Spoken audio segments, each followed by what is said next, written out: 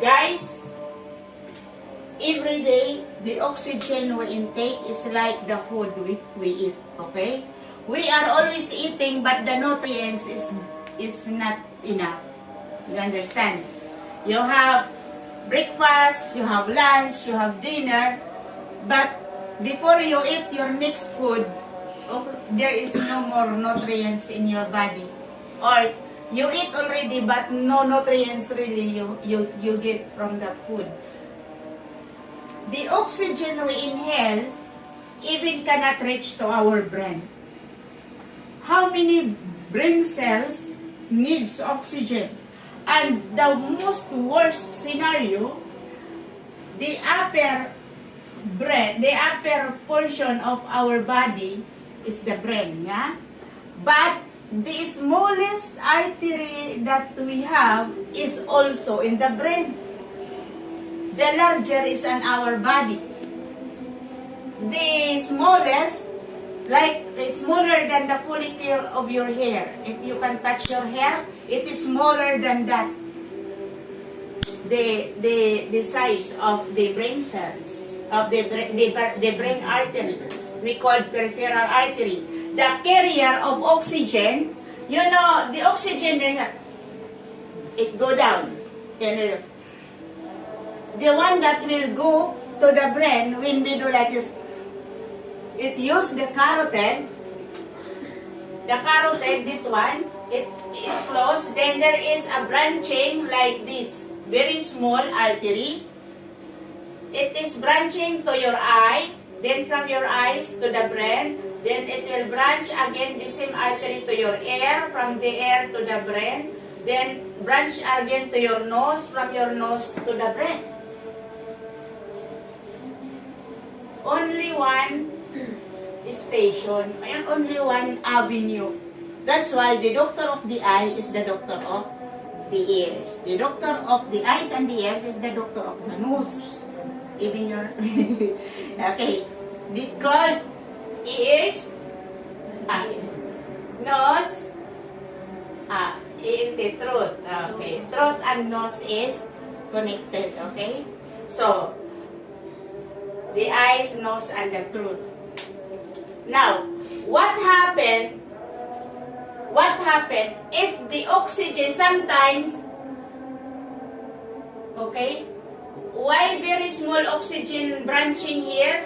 Because it's very small artery that receiving. Okay. Now, when there are clots in our arterial clots, it is located always on the brain. That's why all stroke always the brain. Okay, always the brain is damaged. There is no stroke that the body is not functioning and the brain is okay. Okay. Now, aside from that, dangers of oxygen deprivation is brain what's we so called this organization or like this, for example, the brain cannot control, cannot anymore manage the whole body, creating involuntary movements like Parkinson's disease. Parkinson's disease, even your hand, you want to stay like this, but it is still moving like this. And or the other one, palpitation, what we so call vertigo, palpitation everywhere. You are not the one controlling it. It's the abnormal function of your brain disorder. Now, when the oxygen is always depreciating, every day, there is two types of oxygen deprivation. The first one, the oxygen, it is first started in the blood cells. When it is starting in the blood cells, in the blood, it is called hypoxia. Meaning, the blood is not, the blood cells is not receiving enough oxygen, creating the blood cells to be sticky, not moving, because they are weak. No oxygen at all. Now, when always hypoxia is being, meaning, in this case, only portion will go to the brain, not reaching to the eyes. That's why, guys, we are experiencing blurred vision, dull hearing, dull everything, because when the oxygen is not reaching to the peripheral arteries, the peripheral arteries are the connector to the brain.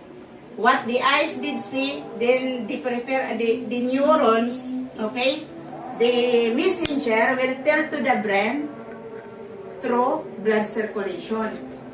But when there is no oxygen, no active blood circulation to the brain cells, sometimes with the eyes see this one red, but the brain will say orange. What we call that one? Color blindness. Now you don't know what is the problem of your eye. Huh? Somebody said it is red, but I say this one is orange. I see this one is white, but I'm seeing it like blue. Then you will run to where? Optical. Optical know your problem, but they will not tell you because you will not buy the glass.